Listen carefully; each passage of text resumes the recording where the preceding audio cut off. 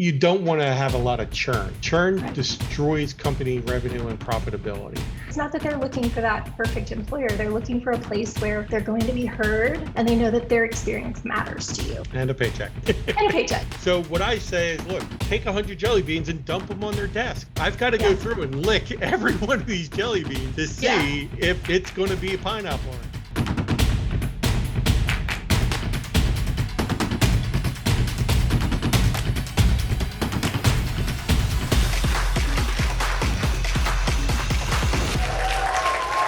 Please welcome to the show, Elle Aldridge from Talent Care. Elle, thanks so much for joining me today. Thanks for having me, Jeff. Quite welcome. Can you hear me okay? Let me get my microphone a little bit closer. That works. I can hear you well. Thank you.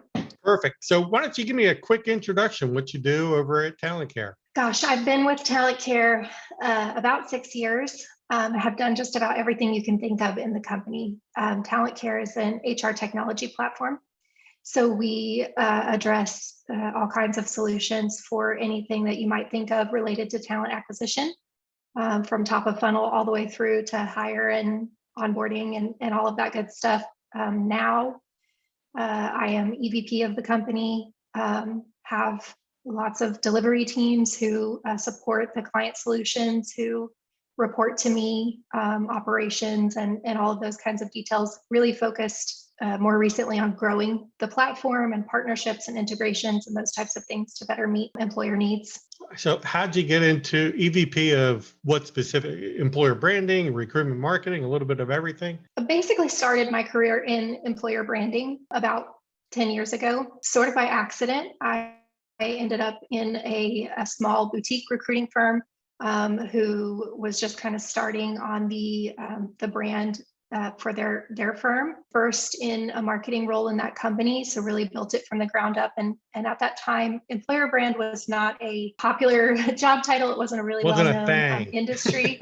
Yeah, it was just kind of getting started. So attended a lot of education, training, conferences, those types of things, and really got to be part of that early group who experienced and brainstormed and, came together to create what we kind of now know as employer branding. It was a really fun early part of my journey in this world, but that's kind of what launched me. And joined Talent Care, as I mentioned, about 6 years ago, and brought all of that history and knowledge with me and had the passion about it. And when I joined, we were working with a lot of early stage, recently funded, private equity backed groups who didn't have a lot of brand awareness in the job seeker market. And so that was one of the first things that I really wanted to tackle when I joined the company, and just kind of took off from there. So we wanted to talk about employer branding, how you get started in building out your EVP. So first question is, where do you even start with building an EVP? Yeah, where you start is with the people who experience it every day. You start with your employees. And I think that's a really key factor. One of the things that we see often is employers who they try to understand what their EVP is just from their own perspective, right? Through the lens that they see the company through every single day. But employers, leaders of companies, they're taking a company in a direction. So it's really hard for them to take that filter off and look at where they are today. So the best source of information for those details about authentically in the here and now, what is the employee experience, is just directly from the people who are going through it. So it's not like what the company should be or what the leaders want it to be. It's an actual snapshot in time, right? Exactly. Your employer brand, your EVP, really should help you accomplish two things as a company. One is attracting more of the people who are going to fit within your culture, but also keeping people who fit within your culture around. And one of the most important aspects to that is that the experience that employee has when they join on their first day, their first 30 days, first 90 days, is really what they expected it to be. And the way that you accomplish that is by describing it with authenticity, making sure that the story that you're putting out there is really what a new employee is going to go through when they join the organization. And if their expectations match their experience, they're much more likely to fit and stay, of course, for the long term. My stupid brain is like thinking, well, what if your company sucks? It's so funny because there are always challenges. I mean, any company is going to have difficult things that they're working through. There's no, perfect company out there. I think the most important thing is just to recognize those and be honest about them and what that really means for an employee. Sometimes those challenges are things that people can thrive inside, right? So if you're a company who's going through a lot of change in the moment, there are people who are very passionate about the idea of taking something chaotic and creating elegance and structure and building process and communication channels and things like that. And that's really kind of where they are their most productive and authentic selves in the organization. So if you can position those things that you're struggling with as an organization into your brand story, again, the purpose is fulfilled, right? You attract those people who are going to address those things. So once you've got that EVP kind of nailed down, hopefully you've identified, kind of what kind of people you want to build into the organization to kind of help you grow. Then what do you do? There's a whole lot of things from there. I would say there's a few things that we see get missed pretty frequently when people are kind of first starting their employer branding journey. One of those things is making sure that you're differentiating yourselves from your competition, which is a really important element. If you have a similar experience in your organization as those with whom you're competing for talent have, and you're sharing the same story in the general marketplace, you're not really helping candidates make the decision about what's the best fit for them. So assess what your competitors are saying about themselves before you really go to market with your own messaging, I think is a really important element of it. And then also understand what the other influencing factors are on that decision-making journey for a job seeker. You can tell your story all you want to in a way that hopefully is authentic and compelling, but there are other people out there telling your story for you too. Job boards allow for people who are exiting employees, current employees, people who've just interviewed with your company and never been an employee to go and leave reviews about what their experience has been like. So you need to be participating in all of those conversations as well. Anything that could influence a job seeker's understanding and perception of who you are as an employer should be part of your overall, tactical kind of roadmap of how you go and spread your message. I think a lot of companies don't really understand that the market is going to determine what your company culture is like anyway. Whether it's going to be a perception, right? So go on Glassdoor as a candidate, and you're going to read through the pros and cons and the all the different reviews of your company. And there's a couple other companies out there just like Glassdoor that have those types of company reviews built into the job boards, et cetera. And, when candidates read those reviews, like it or not, that's what's out there, right? So, right. How do you combat some of that stuff? Have a better culture, right? It sounds easy. Yeah, I think so. There's some interesting trends that you see on platforms like that. By and large, the lower star rating categories get more helpful votes from job seekers than the more positive ratings. So people's perception of who you are as an employer is influenced really by the mix or the volume of ratings in certain categories. If you think about it as a shopper, as a consumer of a product, and you go onto your online shopping platform and you are going through 2 or 3 different product variations and you look at the ratings, those with a high abundance of 1-star ratings and 5-star ratings, you tend to lend more credibility to those 1-star ratings than you do the 5-star ratings. If you have an abundance of 4-star ratings and 3-star ratings to kind of back up the 5-star ratings, as a consumer, a purchaser of that product, you think, well, maybe the 5-star ratings are credible. And it's a similar experience for a job seeker. So what an employer can do actually is make that a part of their onboarding process with new employees. Actively go invite them to share what their experience has been like early in their journey with you as a new employee.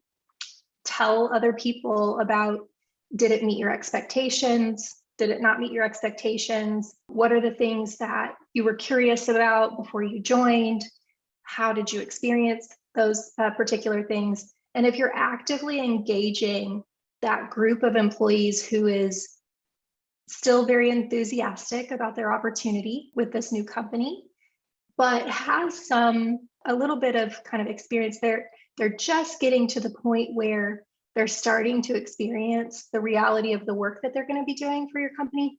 There's just that sweet spot, that very special moment when somebody says, is it as great as I really thought it was going to be, right? And actively managing that can make such a key difference, because otherwise all you're doing as an employer is waiting on people who are exiting. The vast majority of people who go leave a review on the consumer side are people who are dissatisfied with the product, right? And you have to really curate those positive reviews.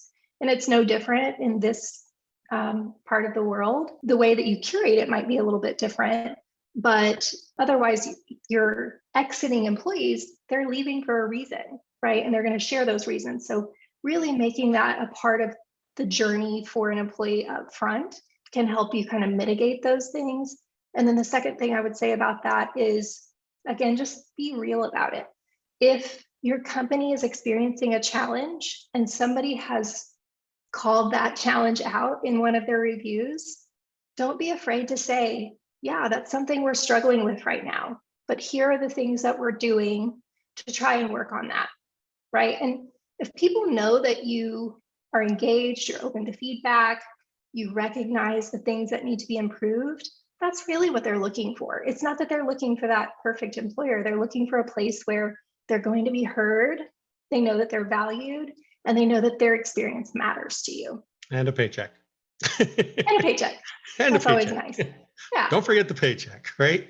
So when these candidates are going through the Glassdoor reviews or whatever, and they see those 1-star reviews, most of the people that are reading, going through those, they realize that, hey, I didn't like the company because they have a yellow logo. There are those types of reviews on there, right? So just realize that the good candidates that you're looking for will recognize if they're reading those reviews, and they're not, the negative review isn't going to have as much of a negative impact on their, whether or not they're going to apply to your company than you think it is, right?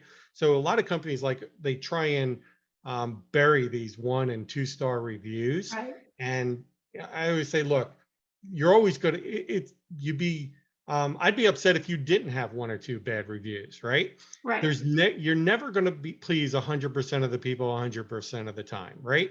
So don't worry about 1- and 2-star reviews. Just like when you're going through your comment section and you got some trolls in there about your comment section, you just, who cares? You just go on, right? You always have, something else. But those 1- or 2-star reviews, if you have 2 or 3 of those, like you said, they outweigh 10 5-star reviews, right? In that person's mind, but not in the Right. candidate's mind. So I wouldn't worry too much about it. Maybe it does, but even so, don't worry about it. Usually you can overcome that when you're talking to the candidate during the interview process, right? So, Well, yeah. And I think too, it's one factor, right? I mean, candidates, they're looking at 6 or 8 different resources about your company online. That's just one of them. yep. But if you're doing a good job of telling your story in all the other places where they're looking, you have a much better opportunity to still engage that candidate and interest them. It certainly could play a factor, but a smaller factor if you're out there in the market in the right way in other Yeah. places. So a lot of reviews, let's say a 1-star review is trashing the customer service department and the hiring managers there are, terrible, blah, blah, blah. Okay, but I'm not going into customer service. I'm going into employer branding or marketing or whatever else, right? So you just have to take a lot of that stuff with a grain of salt. It's not necessarily 100% applicable what your current situation is going to be. So now you've got some employer branding assets. You've got, let's say, your EVP written out. Recruitment marketing. Where do you recommend that brand new startup companies, how do they jump in? They just start buying a whole bunch of job postings on job boards, and where do you go? You kind of have to be ready to jump in, right? You want to make sure that you're prepared to understand the results of your efforts before you just put both feet in the water. So I think, walk before or crawl before you walk, get some things in place that can help you make really good, smart decisions down the line. Get some tracking pixels in place, make sure that you understand what your goals are, and make sure that those goals are realistic. A lot of people sort of think that recruitment marketing is going to be a magic bullet, but things still take time, and there's a whole lot of other things that have to fall into place behind recruitment marketing, like a great recruiting process and hiring managers who are really engaged and all of those kinds of things to meet your target hire dates. So get your steps in order first. But I think also people aren't aware of what all options are available to them in terms of recruitment marketing. A lot of employers put their eggs in one basket. And, that can be, of course, when that one basket takes up a vast majority of the market and lots of candidates go there, it might be a great place to get your name out, get your jobs out, get awareness going. But there are other places that you can go that, aren't super costly. Go to your veterans Let's associations. define what our basket is. Let's say you're posting all of your jobs on LinkedIn, and you're searching on LinkedIn, and a vast majority of your candidate flow is coming off of LinkedIn, and you're hiring off of LinkedIn. Now what? I mean, you are basically, you figured that one channel out, right? You got your postings, you got your invites going out, you got your candidate flow coming in. You've got LinkedIn going out. How many channels should a decent company with a relatively, small budget go for our recruitment marketing effort?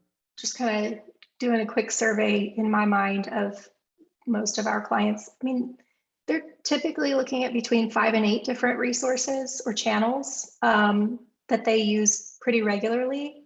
And they use them for different reasons. I mean, there's diversity, there's veteran hiring, there's all kinds of things that people will do to create certain types of candidate flow, right? Fill the top of the funnel for certain target audiences, depending on the role that they're trying to fill.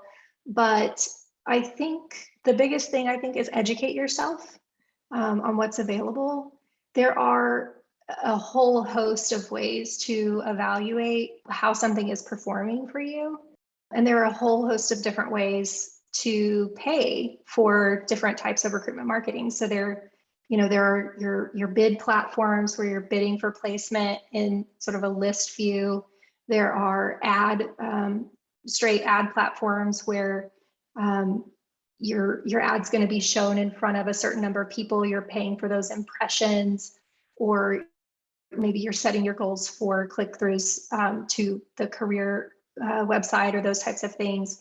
But there are also resources available like programmatic marketing that sort of help you automate a lot of those performance-related metrics. It helps you better use your budget because it's doing all of those analyses in real time for you.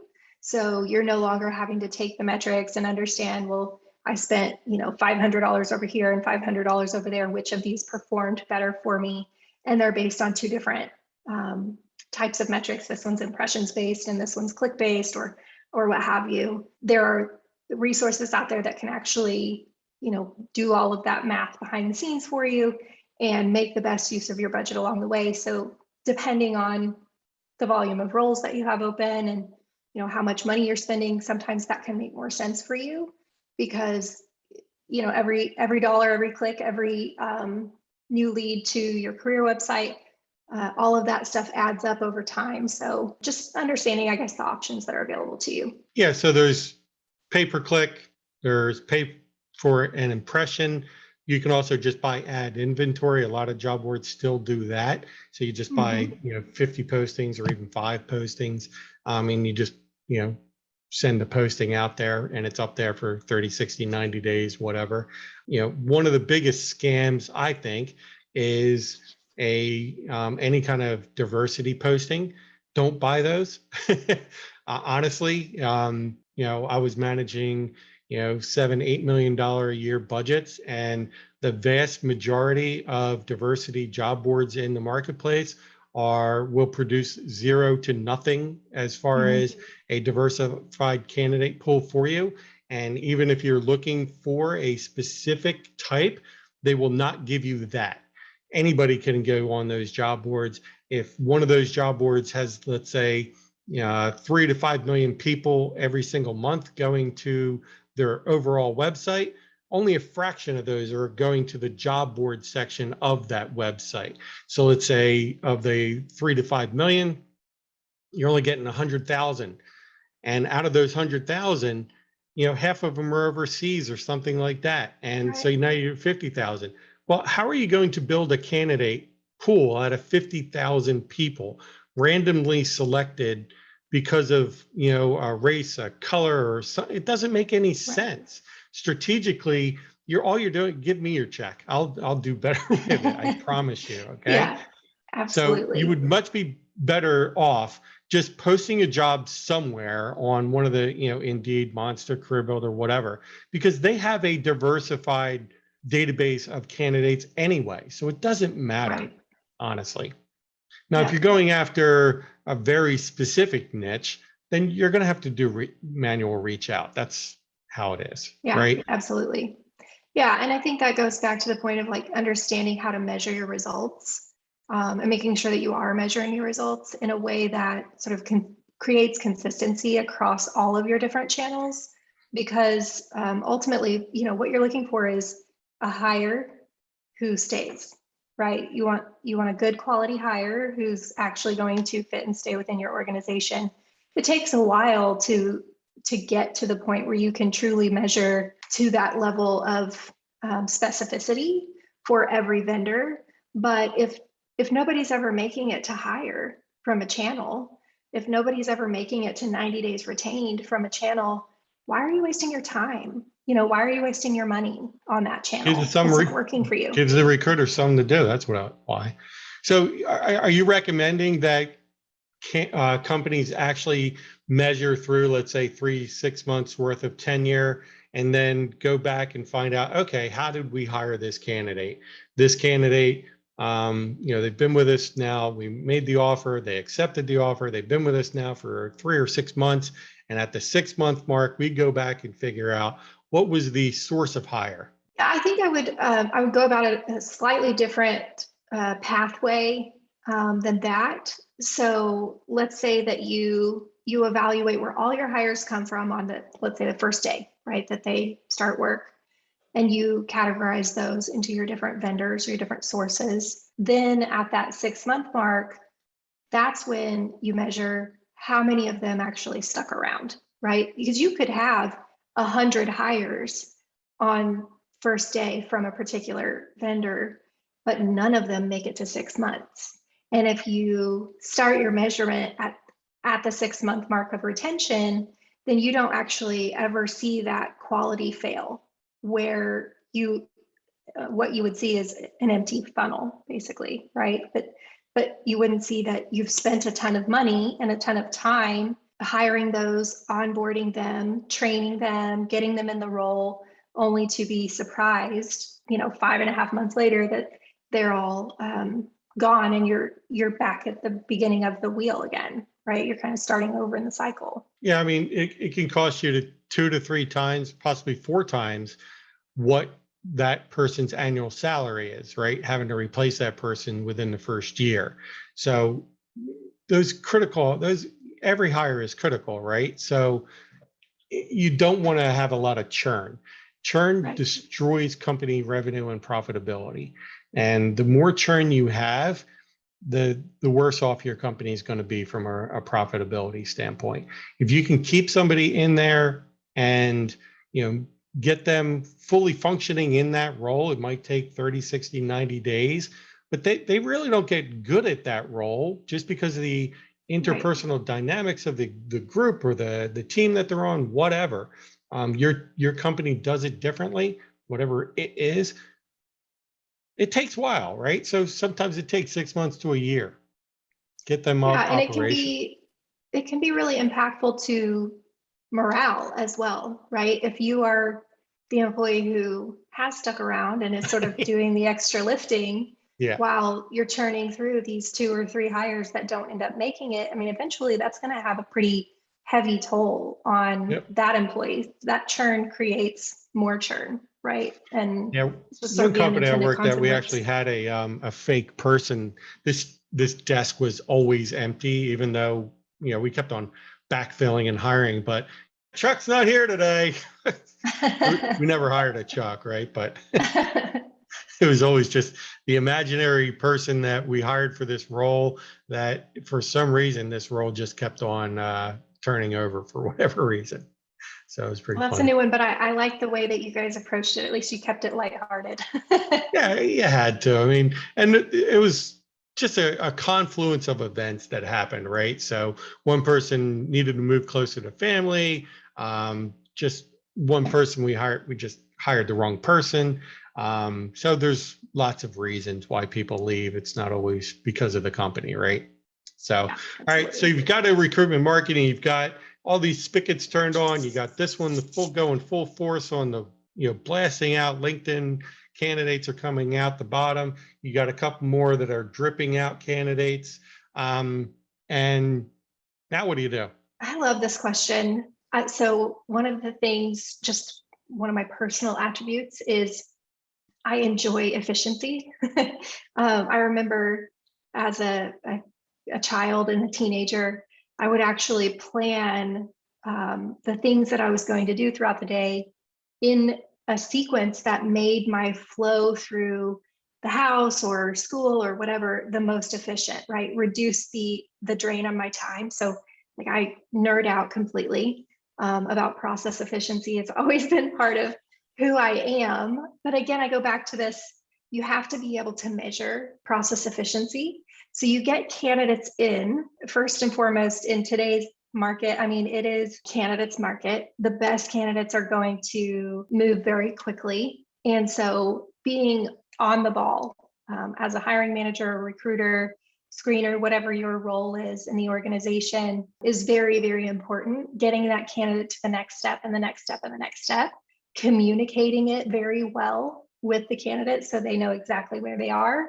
They never feel out of the loop or like they sent something off into a black hole. And then holding your team accountable. So I know that's kind of a tough one. A lot of people don't want to come down hard on their hiring managers because they're picking up a lot of slack right now. They're short-staffed. People can't find, team members to bring in.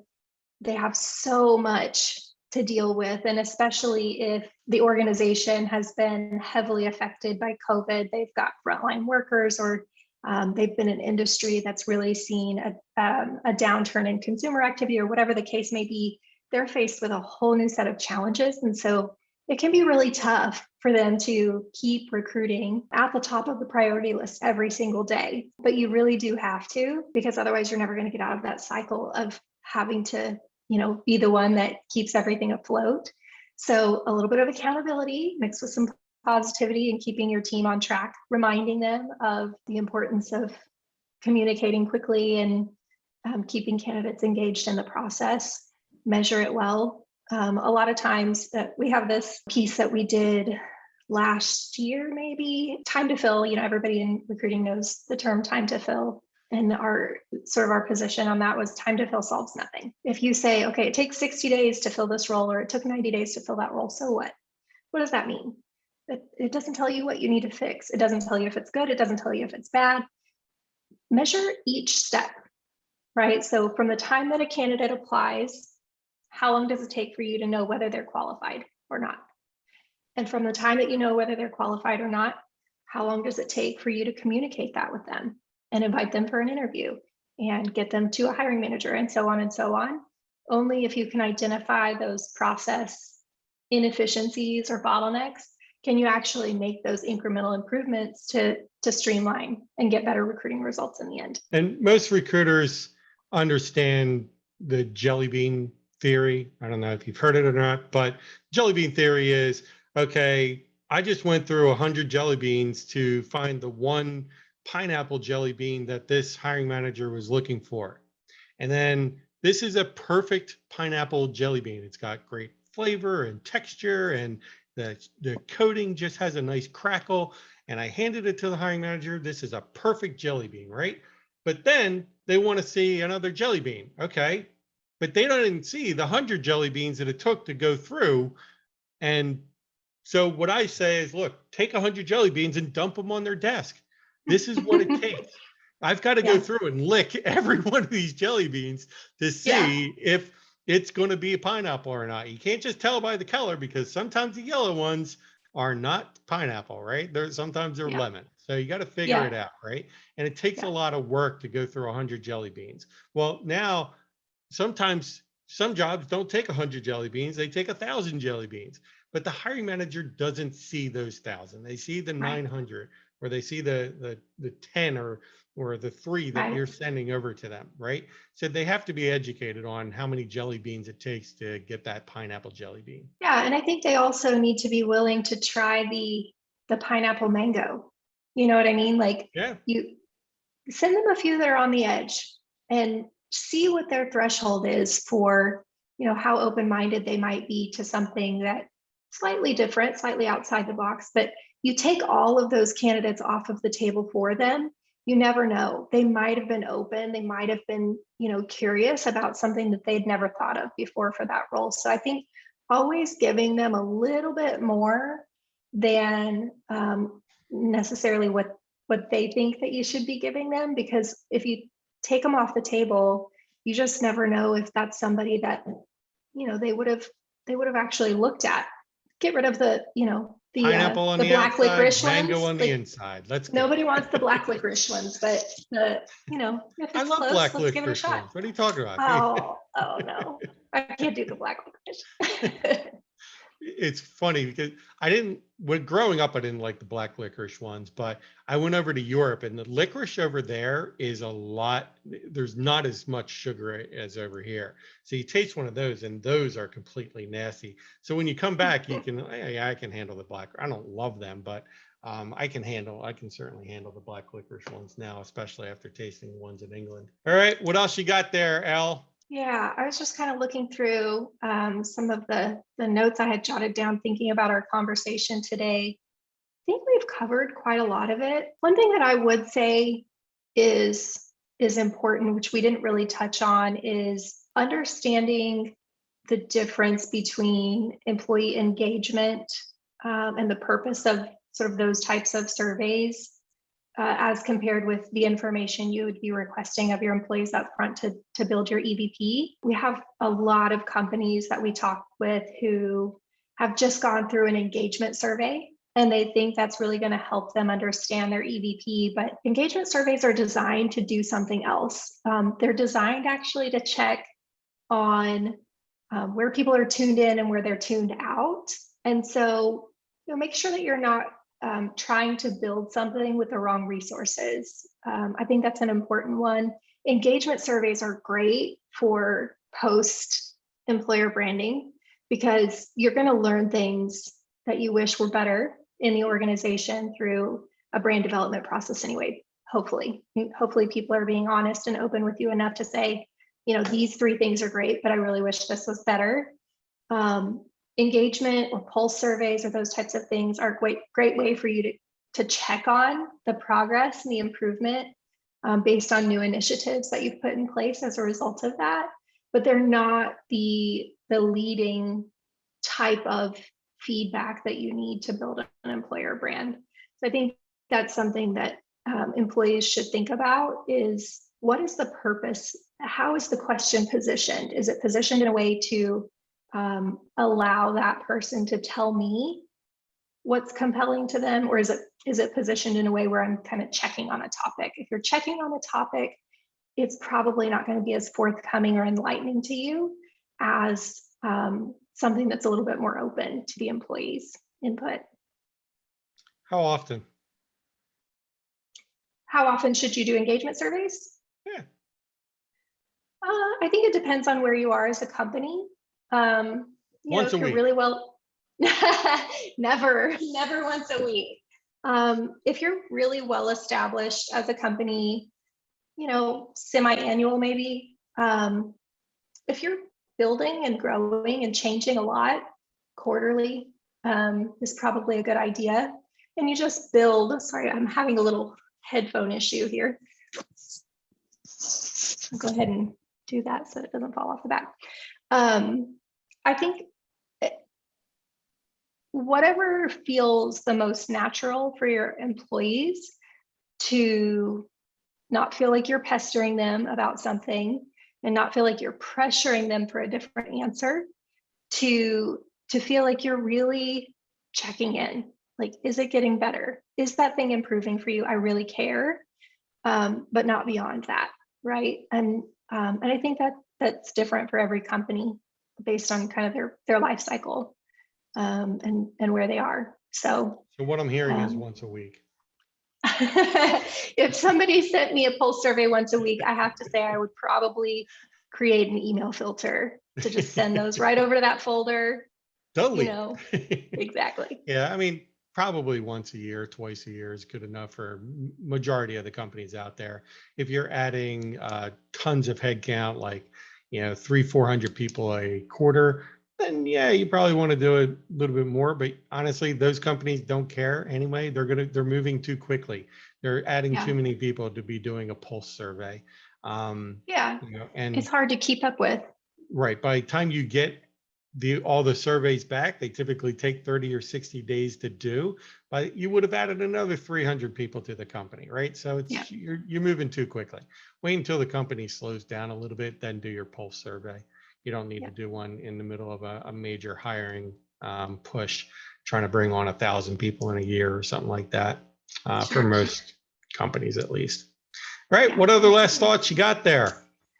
I think this has been really fun. Thanks. I think that it's something that probably you could tell at the beginning of the conversation. It's where I started. So, it's kind of, it's my little baby, and I love employer branding and everything about it.